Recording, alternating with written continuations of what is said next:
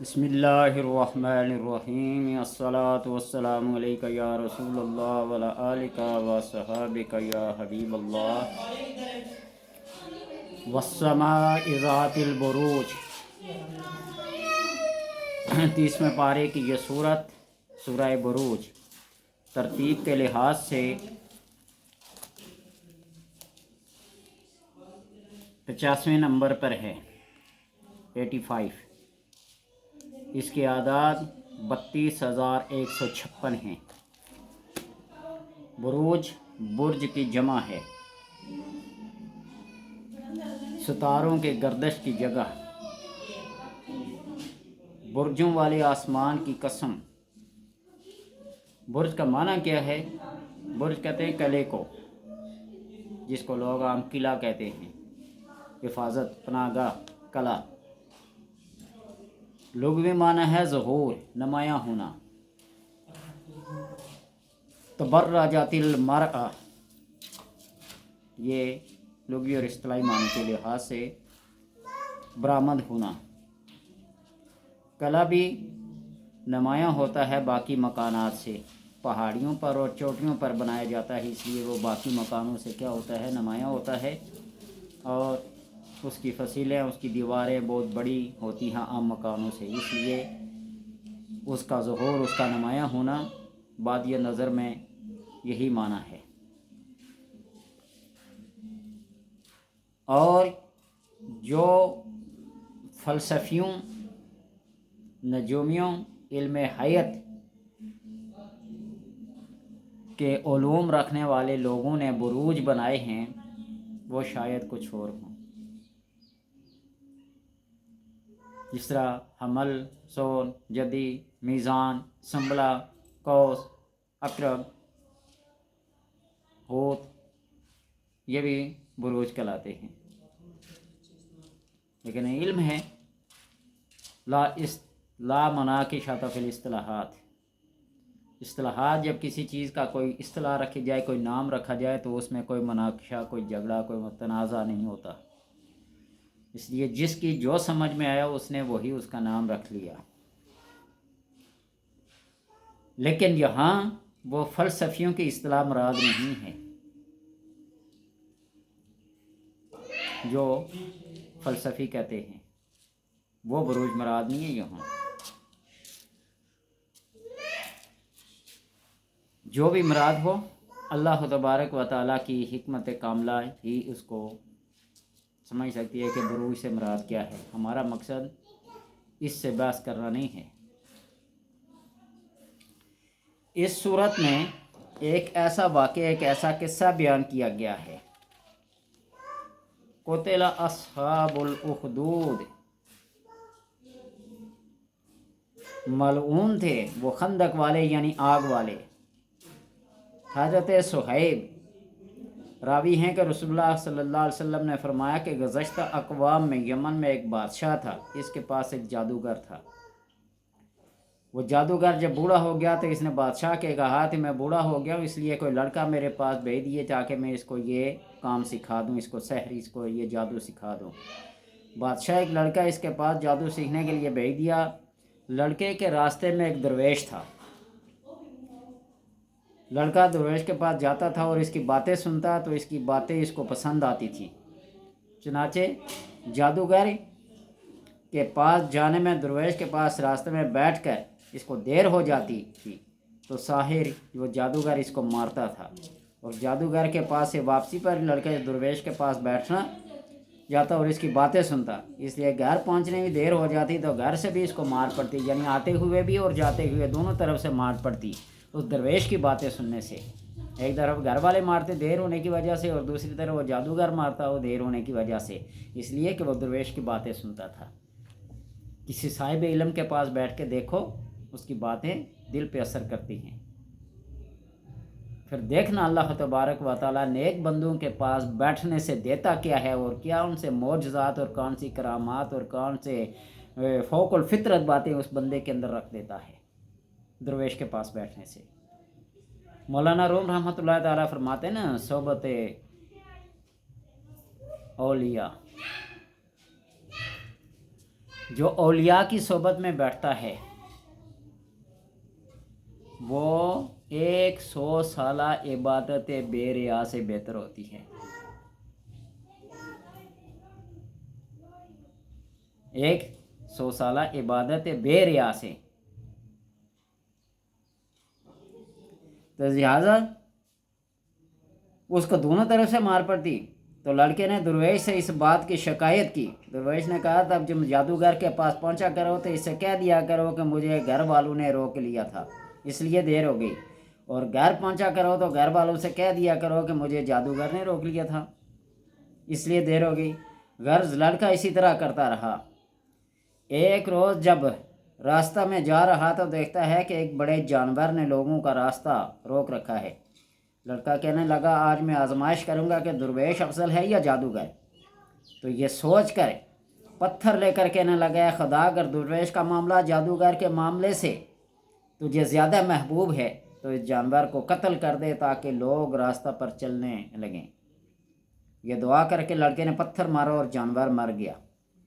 لوگ راستہ چلنے لگے اور لڑکے نے جا کر درویش سے یہ بات کہہ دی۔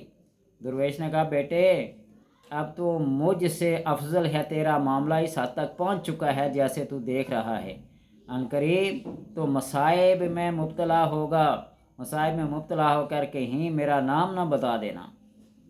قصہ بڑا لمبا ہے، لیکن وہ بچہ درویش کی باتیں سننے سے اتنا اس نے معرفت کے منازل طے کر لی، وہ اندھوں کو، کوڑوں کو، اپاہجوں کو، ہر مادر زال یعنی ہر قسم کی کرامت اس کے اندر آ گئی، بیماریوں کو سلب کرنے لگا۔ کرتے کرتے اس بچے کو ایک دن آگ میں ڈال دیا گیا۔ بچے کی ماں آئی، سبھی نے کہا ماں دیکھ تو صحیح نا، یہ آگ جو بظاہر انگارے تمہیں نظر آ رہے ہیں یہ موتی ہیں، یہ ہیرے ہیں، جواہرات ہیں، یہ آگ نہیں ہے۔ جی بہت لمبا قصہ ہے، قصہ بیان کرنا شروع کر دیں تو بات ہے یہاں پہ ختم نہیں ہوگی، بڑھتی جائے گی۔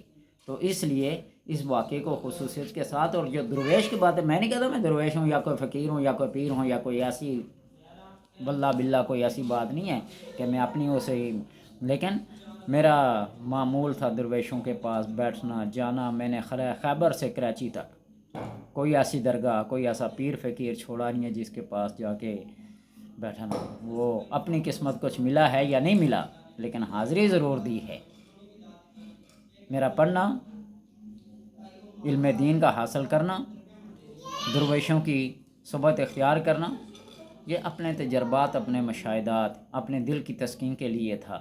اس سے نہ کسی کا نفع نہ کسی کا نقصان، میری اپنی ذات کا کیا نفع ہے کیا نقصان ہے یہ تو جب وہاں پہنچیں گے تو سب کھرے کھوٹے کیا ہو جائیں گے پتہ چل جائے گا۔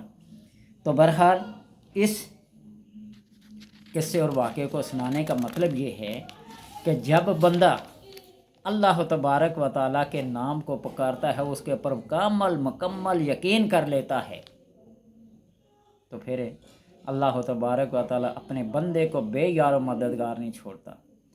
اس درویش کے پاس بیٹھنے سے بندے نے یہ سبق حاصل کیا کہ اللہ اگر یہ تیرا برگزیدہ بندہ ہے تو دیکھ میں اس کے نام پہ پتھر مار کے دیکھتا ہوں تو اس جانور کو راستے سے ہٹا دے، تو وہ جانور مر گیا، روک راستہ چلنے لگے۔ اگر جادوگر سچا ہے تو پھر یہ معاملہ تیرے ہاتھ میں ہے، کہاں درویش اور کہاں جادوگر۔ معین الدین چشتی اجمیری رحمۃ اللہ تعالیٰ کا واقعہ تو سنا ہوگا نا، وہ جو جادوگر ان کے مقابلے میں آیا تھا وہ اپنی کھڑاواں اپنے جوتے بھی ہوا میں اڑاتا تھا، تو معین الدین نے اپنے جوتے کو حکم دیا جا اس کے دماغ کو ذرا ٹھنڈا کر۔ ہوا میں اڑتے جوتے پڑنے لگے تو وہ ٹھیک ہے۔ بے شمار ایسے واقعات ہیں۔ داتا صاحب کو دیکھو، وہ جو بتوں کے پجاری شادی کے موقع پر آ کے لڈو رکھتے تھے تو بت نے لڈو کھانا شروع کر دیے۔ اس کو چھوڑو، شاہ عبدالحق محدث دہلوی رحمۃ اللہ تعالیٰ کی وہ سیرت کی کتاب مدارج النبوت پڑھ کے دیکھو، اس میں حضرت حلیمہ سعدیہ جب آپ صلی اللہ علیہ وسلم کو واپسی پہ لا رہی تھی تو راستے میں گم ہو گئے تھے، تو بت کے پاس وہ جو کعبے کے سامنے ایک بڑا پجاری بیٹھا ہوا تھا، اس نے کہا اس بت کے سامنے جا کے فریاد کرو، تو اس بت کے سامنے جا کے پھر یاد کی تو اس بت نے کہا کہ کائنات اس کے اندر گم ہو سکتی ہے، یہ کائنات کے اندر گم نہیں ہونے والا۔ اور وہ واقعہ دیکھو جب مکے کے ایک سردار نے ایک بت کے اندر جن داخل ہو گیا تھا غیر مسلم، اور اس نے آپ صلی اللہ علیہ وسلم کے بارے میں طرح طرح کی باتیں کی تھی، جادوگر ہے، یہ ہے، وہ ہے۔ تو ایک مسلمان جن کو پتہ چلا تو وہی جن جا کے اس بت کے اندر داخل ہو گیا، اور جب مکے کے سارے سردار اس کے گھر میں جمع ہوئے، میٹنگ ہونے والی تھی، تو اس بت نے نبی اکرم صلی اللہ علیہ وسلم کی تعریف کرنا شروع کر دی، تو مکے کے سارے لوگ اس سردار کو برا بھلا کہنے لگے۔ یہ ساری باتیں اللہ تبارک و تعالیٰ کے قرب، اس کا تقرب اور اس کے نیک بندوں کی صحبت سے حاصل ہوتا ہے۔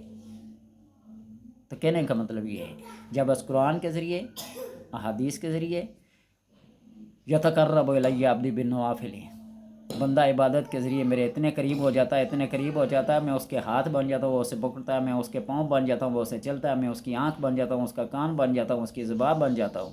مولانا روم فرماتے نا کہ زبان گفتہ او گفتہ اللہ بوالے، جب بندہ بولتا ہے وہ بندہ نہیں بولتا، اللہ بولتا ہے۔ اگرچہ حلقوم عبد بوال، اگرچہ وہ گلا جو ہوتا ہے وہ بندے کا ہوتا ہے، لیکن بولنے والی ذات کچھ اور ہوتی ہے۔ حدیث پاک میں آتا ہے نا، اتانی عبدی اجعلک ربانی، اے میرے بندے میری اطاعت کر، میں تجھے ربانی بنا دوں گا۔ تقول لی شیء کن فیکون، جب تو کسی چیز کے لیے کہے گا ہو جا، فیکون، وہ ہو جائے گی۔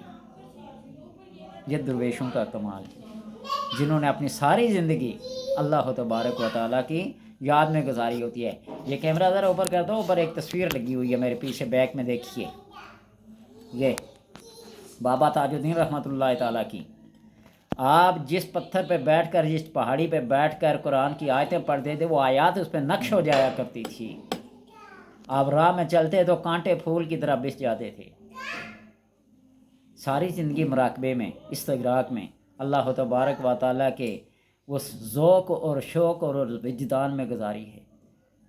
اور ایک بزرگ تھے، انہوں نے تتجافا مضاجع، اپنے پہلوؤں کو کبھی بستر پہ نہیں رکھا۔ تو جب وہ فوت ہو گئے، جنازہ پڑا، جب میت کو دفنانے کے لیے دیکھا، کچھ بھی نہیں۔ ایک سبز رنگ کے پرندے آئے، انہوں نے جو چونچ پری پانی کی اور اڑ کے چلے گئے۔ تو عاطف غائبی سی آواز آئے کہ جس بندے نے ساری زندگی میری یاد میں اپنے پہلوؤں کو زمین پر نہ رکھا ہو، آج میری عزت اور میری غیرت کیسے گوارا کرے کہ وہ قبر میں اپنے پہلوؤں کو جا کر زمین پہ رکھے؟ اس لیے میں نے اس کو اعلیٰ علیین میں اٹھا لیا ہے۔ بہرحال سورہ بروج کے پڑھنے کے فائدے کیا ہیں؟ اللہ تبارک و تعالیٰ کی کلام کا کوئی ایک جز، کوئی حصہ، کوئی ایک حرف جسے یاد ہو، وہ اسے ایک حرف کو ہی، الف لام میم کو ہی اپنے ورد میں رکھے۔ قاف والقرآن المجید، یاسین، طٰہٰ، حامیم، عین سین قاف، جو بھی اللہ تبارک و تعالیٰ اس کے بھی انوار و تجلیات اس بندے پر ایسے ظاہر کرے گا کہ وہ سوچنے سے بھی قاصر ہو جائے گا کہ یہ واردات کہاں سے ہو رہی ہیں۔ اگر کوئی بچے دودھ نہ چھوڑتا ہو، بعض مائیں آج کل پلاتی کہاں ہیں، ڈبے کے حوالے کر دیتی ہیں، فیڈر کے حوالے کر دیتی ہیں، مائیں کہاں دودھ پلاتی ہیں، لیکن اگر وہ ضد کرتا ہو، دودھ نہ چھوڑے، روتا چیختا ہو، پرانے دور کی بات کر رہا ہوں، آج کے دور کی بات نہیں کر رہا ہوں۔ ہاں، کوئی نیک خاتون اگر اس دور میں بھی بچے کو اپنا دودھ پلاتی ہے تو وہ دودھ چھوڑنے کی ضد کرے تو سورہ بروج لکھ کر اس کے گلے میں، اس کے بازو میں باندھ دے، وہ دودھ آسانی سے چھوڑ دے گا۔ دودھ چھوڑتے ہوئے بچوں کو بہت تکلیف ہوتی ہے، روتے ہیں، پیٹتے ہیں۔ بہرحال، اور اگر اس کا نقش لکھ کر کوئی بندہ اپنے پاس رکھے تو جس حاجت کے لیے لکھ کے رکھے گا وہی حاجت اس کی پوری ہوگی، وہی حاجت اس کی پوری ہوگی۔ حاجات کے لیے قرآن کی الف لام میم سے لے کر والناس تک بس اپنے مقصد کو ذہن میں رکھ کر پڑھنا شروع کریں۔ اللہ تبارک و تعالیٰ کا کام ہے حاجات کو پورا کرنا۔ اور اگر کوئی شخص 70 बार इस सूरह बुरूज को पढ़कर, सूरह बुरूज को पढ़कर 70 बार अपने दुश्मन के मुकाबले में जाए, या दुश्मन के निर्गे में आ जाए, घेरे में आ जाए, या दुश्मन के ही रास्ता रोक कर खड़े हों, तो ये पढ़कर सूरह बुरूज को अपने ऊपर दम करके निकल जाए, दुश्मन उसे नहीं देख सकेगा। ये सब कुछ देखा, दुश्मन इसे नहीं देख सकेगा।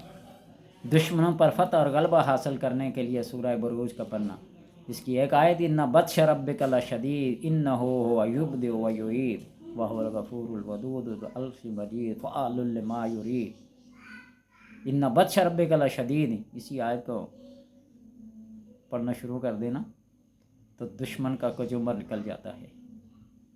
मेरे रब की पकड़ बड़ी सख्त है। लेकिन मैं बार बार अपनी हर वीडियो में ये कहा है कि अपने ज़ाती इंतकाम के लिए, मामूली से रंज और गुस्से को मिटाने के लिए कभी किसी को ऐसे इंतकाम न लें। हमेशा रब की रज़ा के लिए माफ़ कर दें। बड़े बड़े दुश्मन, आप सल्लल्लाहु अलैहि वसल्लम के कितने बड़े बड़े दुश्मन थे। पहाड़ों के फरिश्ते भी हाज़िर होते थे ना, हुक्म हो तो हम इनको तहस नहस कर दें। तो रसूल ने फरमाया नहीं, रहमतुल लिल आलमीन, उसी नबी के पैरोकार हम भी हैं। हम ज़रा सी अपनी किसी रंजिश पे, किसी बात पे, इंतकाम पे उतर आते हैं, अल्लाह की रज़ा के लिए माफ़ कर दो। और फिर जब अल्लाह की रज़ा के लिए किसी को माफ़ करोगे तो दुनिया में ही चलता फिरता अपने आप को जन्नती मर्द साबित करो। जो बिस्तर पे लेट के ना दिन भर की सारी कोताहियाँ, ख़ताएँ, गुस्से, गज़ब, लड़ाइयाँ झड़ाइयों को अल्लाह की रज़ा की खातिर माफ़ करके सोते हैं ना, तो वह दुनिया में चलता फिरता जन्नती है। इस बात को जहन में रखिए। माफ़ कर देना दुनिया की सबसे बड़ी अजीम नेकी है।